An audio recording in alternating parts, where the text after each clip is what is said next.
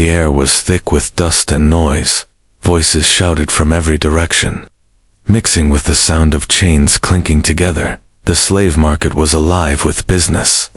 Buyers moving between stalls like they were choosing fruits or meat. On a raised wooden stage at the center, a young alien woman stood with her hands bound. Her skin was a smooth shade of blue, glowing softly under the morning sun. Her long dark hair fell over her shoulders, but not enough to hide her bare form from the eyes that stared. She lowered her head, trying to shrink into herself, but there was no escape from the hundreds watching. Some laughed, some whispered, others just stared with hungry eyes. The auctioneer, a large alien with a voice like thunder, shouted her details, calling her strong, healthy, and rare. He circled her like a merchant showing off a prize, pulling her arms up so everyone could see the muscle in her shoulders. She pulled back, but the guard beside her yanked her forward, forcing her to face the crowd. The auctioneer's grin widened when he saw the crowd reacting. "This one will bring a good price," he boomed. "Don't be shy. Start your bids." The first voice came from the left, a deep growl of a number. Another voice shouted higher. The bidding began, fast and loud, each number higher than the last. The alien girl closed her eyes, her cheeks burning with shame.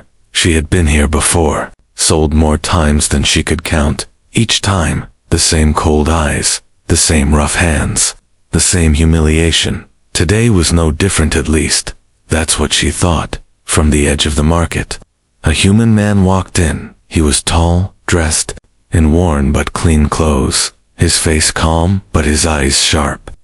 Most in the market didn't notice him at first. Humans were rare here, and usually they came to trade goods, not to buy slaves. But his eyes locked on her the moment he saw her. Something in his chest tightened: anger, pity, and something else he couldn't name. He stopped a few steps from the stage, watching. As the bids climbed higher, the auctioneer noticed him and laughed. "A human. You want in on this?" "She's expensive." The man said nothing, his gaze fixed on the girl. The bidding slowed for a moment, the other buyers glancing at him. Then the auctioneer called another number, higher still. Without hesitation, the human raised his hand. The crowd stirred. A few laughed, a few frowned. "Are you serious?" Someone shouted. "She's not worth that much." The human didn't look at them. Another bid came from the back, higher than his. He raised his hand again, his voice firm as he named an even larger sum. The auctioneer's grin grew, sensing a fight. Back and forth, the bidding went, each time the human refusing to give up. Finally, the last challenger fell silent, muttering under his breath. The auctioneer slammed his hand on the podium. "Sold." To the human, the crowd buzzed with surprise. Some whispered that he must have strange tastes. Others guessed he was a fool. But none of them guessed the truth. The guards untied her from the stage post, shoving her forward. She stumbled, nearly falling. The human stepped forward, and without a word, removed his long coat. He draped it over her shoulders, pulling it closed to hide her body. She froze, staring up at him in shock. No one had covered her in years. The coat was warm, smelling faintly of clean fabric and dust. Her fingers gripped it tightly. The auctioneer rolled his eyes, muttering about soft-hearted humans as he took the payment. The human didn't care. He placed a steady hand on her back, guiding her away from the stage. The crowd parted, some still whispering, some glaring. But he didn't stop until they were out of the market square. The girl walked silently beside him, clutching the coat like a shield. Her mind was full of questions. Why had he bought her? What did he want from her? She had learned long ago that kindness was just another trick. And yet, the way he had looked at her on the stage was different. Not like an owner, not like a buyer, but like someone who had seen enough and decided to act. The market noise faded behind them, replaced by the quieter sounds of the city streets. The human glanced down at her, meeting her eyes for the first time since the stage. "You're safe now," he said softly. She didn't answer, but her grip on the coat tightened. It was the first time in a long time she had felt even a small spark of warmth. The narrow streets twisted between tall, crooked buildings, dust hung in the air, and the distant noise of the market still echoed faintly behind them. The human walked at a steady pace, the alien girl keeping close, clutching the coat tightly around her. Her bare feet ached from the rough stone path. But she made no sound. Every step she took, she expected him to stop, to speak, to demand something from her. But he stayed silent, his eyes focused ahead. Finally, they reached a quieter part of the city, where the walls were less crowded and the air felt cooler. He slowed and turned toward a simple wooden door tucked into the side of an old stone house. With a push, it creaked open, revealing a small room lit by the glow of a single hanging lamp. She hesitated at the doorway. The space inside was nothing like the slave pens she had known. There were no chains, no guards, no cold stone floor. Instead, there was a table with 2 chairs, a narrow bed against the wall, and shelves lined with a few worn books and tools. The smell was faintly of wood smoke and bread. The human stepped inside and motioned for her to follow. She moved slowly, her eyes darting to every corner as if expecting a trap. When the door shut behind her, her body tensed, but he only walked past her and set a small pot of water on the table. "Sit," he said simply, pulling one of the chairs out for her. She didn't move at first, unsure if this was a trick. He sighed and sat in the other chair, resting his hands on the table. "You're safe here," he said. "I'm not going to hurt you." Her eyes narrowed slightly. Safe was a word she had heard before. It always came before the pain. Still, she lowered herself into the chair, keeping the coat wrapped tight. Her stomach growled softly, betraying her hunger. He glanced at her and then stood, pulling a small loaf of bread from a shelf. He broke it in half and slid a piece toward her. She stared at it, her hands trembling. When she didn't take it, he set it closer. "It's for you," he said. "Eat." Slowly, she reached out, taking the bread like it might be snatched away. Her first bite was small, but when the taste hit her tongue, she took another, and another. He watched without speaking. When she finished, she sat back, her eyes still guarded. Finally, she asked, "Why?" The word was soft, almost lost in the quiet room. He leaned back in his chair, meeting her gaze. "Because I couldn't watch them treat you like that," he said. Her fingers tightened on the edge of the coat.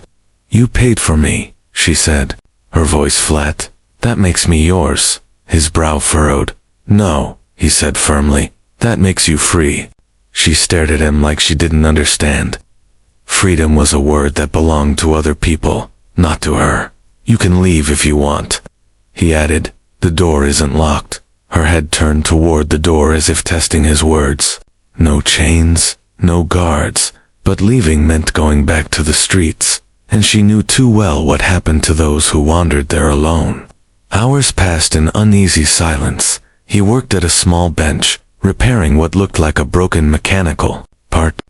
She sat in the corner, the coat still wrapped around her. Her eyes kept drifting toward the door, but her legs never moved. When night came, he lit a small oil lamp and placed a folded blanket on the bed. "You can sleep there," he said. "I'll take the floor." She looked at him in disbelief. Owners didn't sleep on the floor, but he was already laying out a small mat beside the table. When he lay down, she remained sitting, watching him. She didn't sleep for a long time. Every creak of the house made her flinch, but eventually, exhaustion pulled her into a restless slumber. The next morning, the sound of knocking woke them both. The human stood quickly, moving to the door. When he opened it, a tall, broad-shouldered alien man stood outside. His eyes went straight to the girl, narrowing. "That's mine," the stranger said, pointing at her. The girl froze, her heart pounding in her chest. The human stepped into the doorway, blocking the man's view. "She's not yours," he said evenly. The alien man's lip curled. "I sold her once," he said. "You think you can just take her?" "She's property." "Not anymore," the human replied. The man leaned forward, his voice dropping low. "You'll regret this." With that, he turned and walked away, disappearing into the narrow street. The human closed the door slowly. The girl's hands were shaking. "They'll come back," she whispered. He met her eyes, his jaw set. "Then they'll find me waiting," he said. She stared at him, trying to understand what kind of man would speak like that. He didn't look like a fighter, yet his voice carried a weight she couldn't ignore. For the first time since she'd been dragged onto that stage, she felt something new. It wasn't trust, not yet, but it was close. The morning light spilled softly into the small room. The alien girl sat at the edge of the bed, still wrapped in the human's coat. Her eyes moved slowly across the space, the rough wooden walls, the small shelves, the simple tools on the table. It was not grand, not rich. Yet it felt different from anywhere she had been before. Different because there were no chains, no locked doors, no guards watching her every move.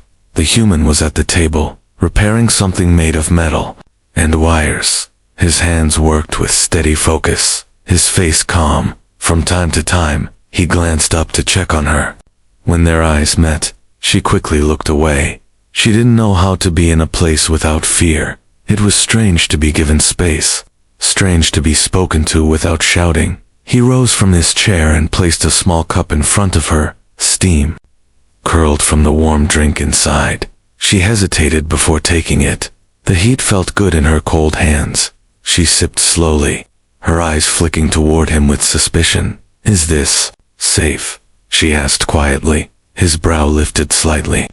"It's just tea," he said. She nodded, but the truth was, she didn't trust anything given freely. After a moment, she asked, "Why did you bring me here?" The human set his tools down and leaned against the table. "I told you," he said. "I couldn't let them treat you like that." Her fingers tightened around the cup. "That's not how it works," she said softly. "People don't help without wanting something back." He met her gaze. "Maybe where you've been," he said, "but not here." Her eyes searched his face for a lie. She found only calm, and that unsettled her even more. He moved to the door, pulling it open so she could see the street outside. "If you want to leave, you can," he said. Simply. The air outside was sharp and cold. The street empty except for the occasional passerby. She stared at it for a long moment. Freedom was right there, only a few steps away, and yet, her feet did not move. She thought about the dangers. Beyond hunger, cold, and worse, closing the door. He turned and said, "Then you can stay." The rest of the day passed slowly. He worked on repairs for the market shop owners, fixing broken machines. She stayed mostly in the corner, watching him. It was strange. He spoke to her sometimes, but never ordered her to do anything. When he made food, he placed a plate for her without a word. She waited for him to demand payment in some way, but he never did. That night, she lay under the blanket on the bed.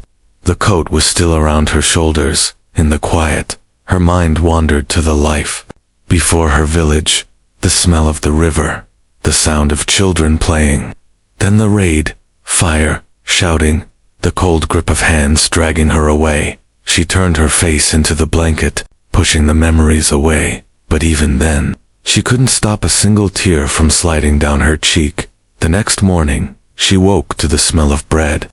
The human was slicing it at the table, his back to her. She sat up slowly, unsure if she should speak. He turned with a small smile, and placed a slice in front of her. "Eat," he said simply. Her stomach ached with hunger, and she obeyed. They ate in silence, but for the first time, she noticed the silence didn't feel heavy.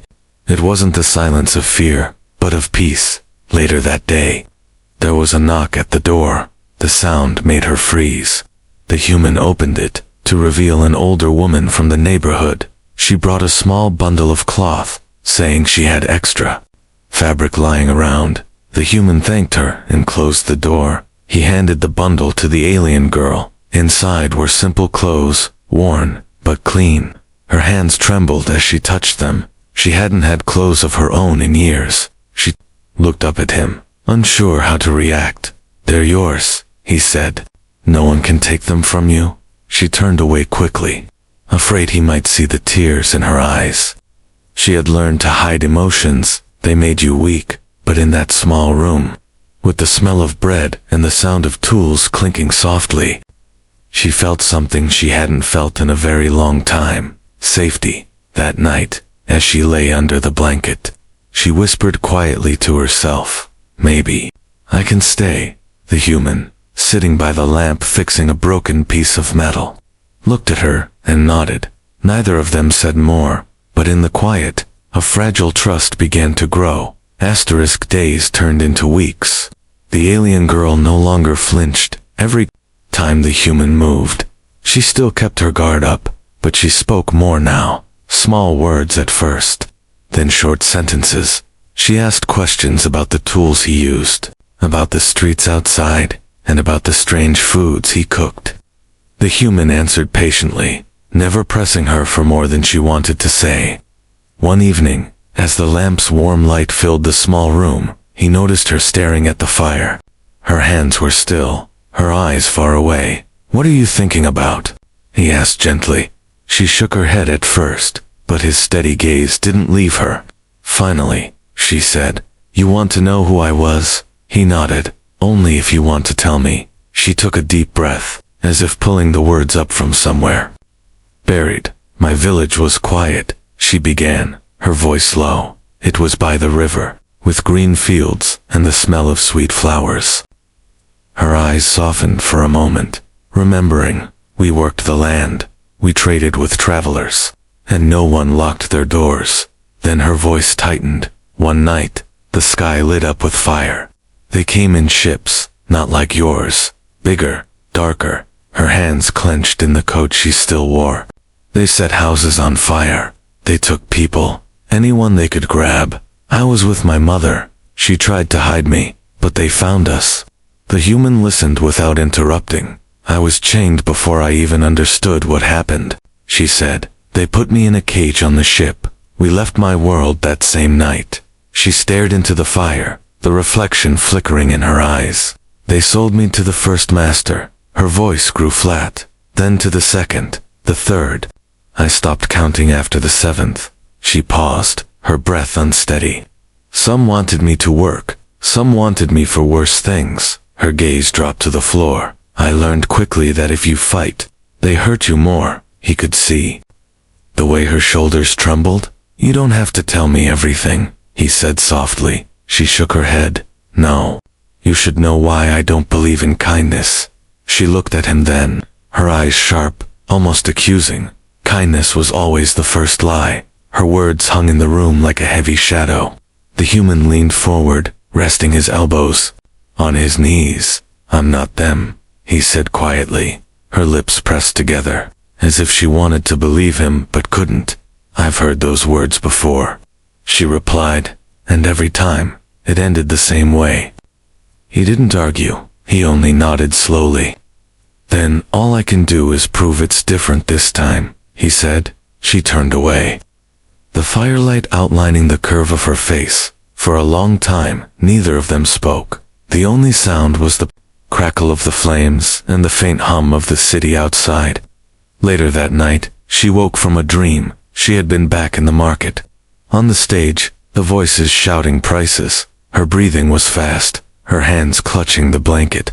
The room was quiet, except for the soft sound of the human's steady breathing from his mat on the floor.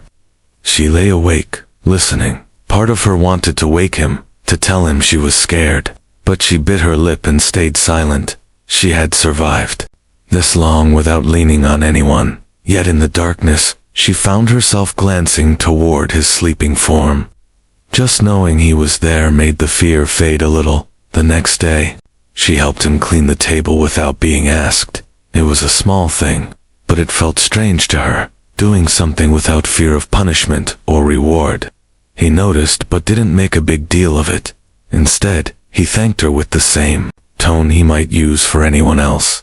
It made her pause, because she wasn't used to being spoken to as an equal. That evening, as they sat by the fire again, she spoke without looking at him.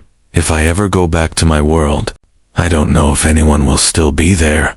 Her voice cracked slightly. He didn't promise her things he couldn't give. Instead, he said, Then we make a new place for you here. She looked at him for a long time. Her eyes still carried doubt. But there was something else now too, a tiny spark of trust. It was small, fragile, and could break with the wrong word. But it was there, when she finally lay down that night. Her last thought before sleep was not about chains or cages. It was about a small wooden house, the smell of bread, and a human who had not yet hurt her.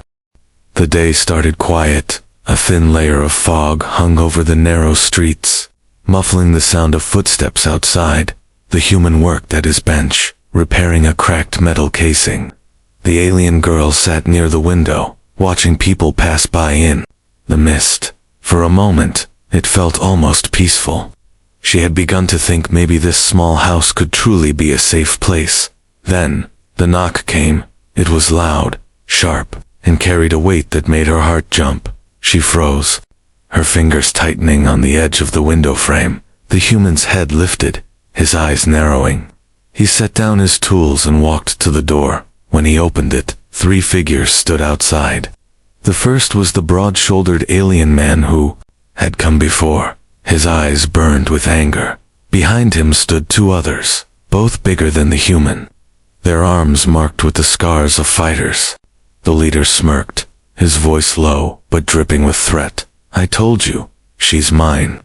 The human stood firm, his hand resting on the door frame. She's not property, he said, his tone even. You paid for her once, the man sneered. But you don't get to keep what belongs to me. The alien girl took a step back, the coat around her shoulders feeling suddenly thin. Her mind raced, memories of chains and forced marches flashing in her head. The human glanced over his shoulder at her, his eyes calm but sharp. Go inside, he said softly. She hesitated, but the look in his eyes told her he wasn't asking for himself. He was trying to protect her. The leader pushed forward, but the human blocked the doorway with his body. You can leave, the human said, or you can find out how much trouble I can be. One of the larger men behind the leader laughed, a deep, mocking sound. You think you can fight us? The human's eyes didn't move. If I have to. The standoff hung in the air. Finally, the leader stepped back with a cold smile. This isn't over, he said. We'll be back. The 3 turned and disappeared into the fog. There, footsteps fading down the street. The human closed the door slowly, his hand still on the handle for a moment. He turned toward her. Are you all right? She nodded quickly, though her hands trembled. They'll come back, she whispered. His jaw tightened. Then we'll be ready. The rest of the day felt heavier. She stayed close to the house, her eyes always drifting toward the door. The human kept working, but he checked the street more often. When night came, he slid a wooden beam across the door. It wasn't much, but it was something. In the middle of the night, she woke to a sound. A soft creak on the boards outside. Her heart pounded as she sat up, straining to hear. The human was already awake, sitting up on his mat. He held a small metal tool in his hand, like a weapon. They waited. After a long moment, the sound moved away, and the street fell silent again. The next morning, the market buzzed with strange whispers. She could hear bits of conversation through the open window, something about the human who stole from the traders. She felt a knot in her stomach. It wasn't true, but lies had never stopped men like them before. That afternoon, the older woman from the neighborhood came by again. She brought bread, but her face was tight with worry. They're talking about you, she told the human. Quietly, you should be careful. He thanked her and closed the door, his eyes serious. They're trying to turn the neighborhood against me, he said. She felt a chill run through her. If the others believed those lies, they might not help when trouble came. That evening, as they sat by the fire, she spoke in a low voice. You should send me away. He looked at her sharply. No, they're coming because of me, she said. If I'm not here, you'll be safe. He shook his head. If I send you away, you'll be back in chains before nightfall. She wanted to argue, but his voice was steady and final. You're staying, he said. I don't abandon people. His words sank into her like a weight she didn't know how to carry. She had been left behind, traded, sold, and given away so many times that part of her couldn't believe he meant it. But another part, small, fragile, hoped he did. That night, she slept with the coat pulled tight around her. Outside, the fog thickened again, hiding the shadows that moved quietly down the street. The trouble had not gone away. It was only waiting for the right moment to strike. The night was colder than usual. A thin wind slipped through the cracks in the shutters, carrying with it a feeling she couldn't name. The alien girl lay awake on the bed, listening to the faint creaks of the house. The human slept lightly on his mat by the table, one hand near a small metal tool he used as a weapon. Every so often, she heard him shift, like even in sleep he expected trouble. Hours passed in silence, until it broke. A heavy thud shook the door. She sat up quickly, her heart pounding. The human was already on his feet, eyes sharp. Another thud followed, then the sound of wood cracking. "They're here," she whispered, her voice shaking. The door splintered, and 3 figures pushed inside. 2 of them grabbed her before she could move, rough hands closing on her arms. The coat slipped from her shoulders, and panic surged through her chest. She struggled, but they were stronger. The leader stepped in last, smiling coldly. "I told you I'd take her back," he said. The human moved fast, slamming into one of the men holding her. The impact sent them both crashing into the wall. She felt the grip on her arm loosen, and she pulled away, stumbling toward the corner. Another attacker came at the human from behind, but he turned, swinging the metal tool into his ribs. The man grunted in pain, but didn't fall. The leader grabbed the girl by the wrist, yanking her toward the door. She cried out, kicking against him, but his grip was iron. The human lunged, shoving the leader back with his shoulder. They crashed into the table, sending tools clattering to the floor. The fight was quick, messy, and brutal. The human took a hard blow to the side of his head, stumbling but not falling. Blood trickled from his temple. Still, he stood between her and them. "You'll have to kill me," he said through clenched teeth. The leader spat on the floor, his eyes cold. "Not worth the trouble tonight," he muttered. He signaled to the others, and they backed toward the door. "This isn't over," the leader promised before disappearing into the dark street. The human locked the broken door as best as he could. Then he turned to her, breathing hard. She ran to him without thinking, catching his arm as he swayed. Blood stained his shirt where a fist had caught his ribs. "You're hurt," she said, her voice tight. He shook his head. "I've had worse." She guided him to the chair, her hands clumsy but determined as she pressed a cloth to his head. "You didn't have to fight them," she whispered. "Yes, I did," he replied, "because no one else would." Her throat tightened. For a long time, no one had fought for her. No one had stood in the way of the ones who wanted to take her. She stared at him, this human who bled for her without asking anything in return. "I don't understand you," she said. "You don't have to," he answered softly. "Just know you're safe with me." She looked down, her hand still holding the cloth against his head. For the first time, she believed him, even if only a little. The room was a mess. The table overturned, the coat lying on the floor, tools scattered everywhere. But somehow, it felt more like home than anywhere she had been. When he finally leaned back and closed his eyes, she pulled the blanket from the bed and draped it over him. He didn't stir, exhaustion pulling him into sleep. She sat nearby, watching the slow rise and fall of his chest. Her body still shook from the fear, but there was something else there too. A strange warmth that came from knowing she wasn't alone anymore. Outside, the night grew quiet again. The danger had passed, for now, but in her heart, she knew it would return, and when it did, she also knew she would no longer think of herself as someone who waited to be saved. Next time, she would stand beside him. The morning came slowly. Soft light touched the edges of the small room, spilling over the mess from the night before. The table was still on its side, tools scattered across the floor, and the coat lay crumpled near the door. The human stirred. In the chair, wincing as he sat up, the alien girl was already awake, kneeling beside him with a small bowl of water and a strip of cloth. "You should rest," she said quietly. He shook his head. "There's work to do."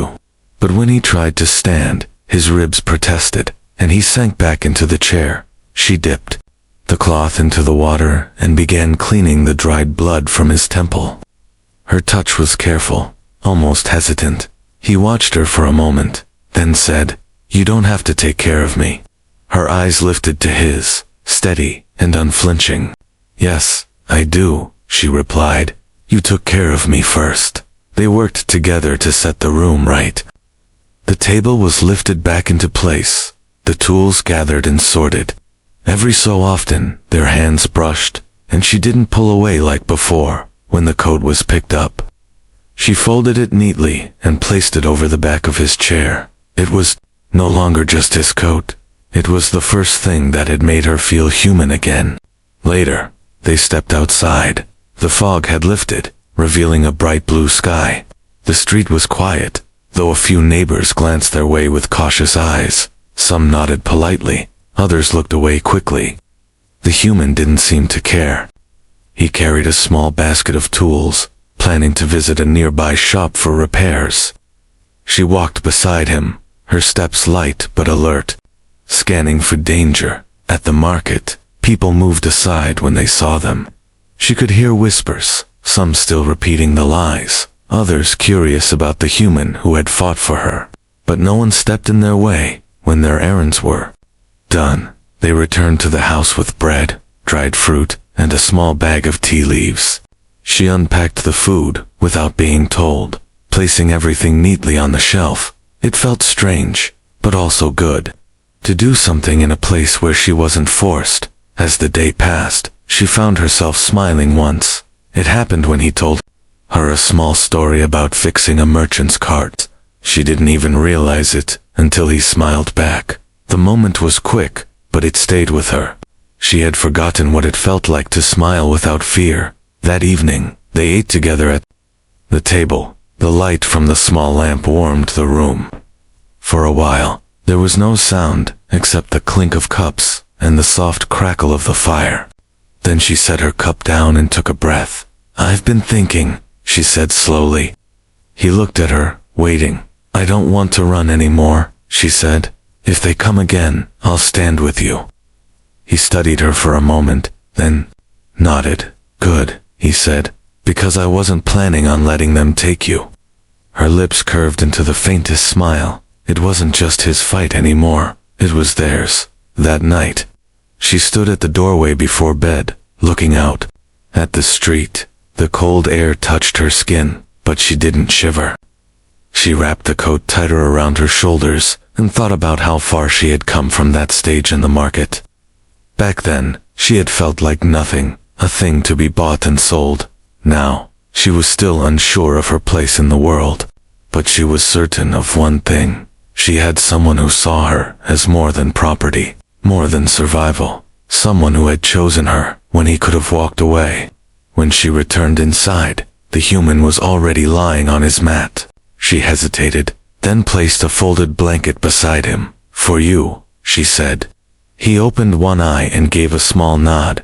"Thanks." She climbed into the bed, the room quiet and safe. Her eyes closed slowly, and for the first time in years, her last thought before sleep was not of fear. It was of the small wooden house, the warm fire, and the human who had given her a chance to start again. Outside, the city carried on, merchants calling, carts rattling over stone, voices rising and falling in the distance. But in that small room, there was peace, and though danger might return, she knew she would no longer face it alone. From that day forward, the girl who had once stood on the auction block with nothing now had something worth protecting, and together they would build a new life, one day at a time.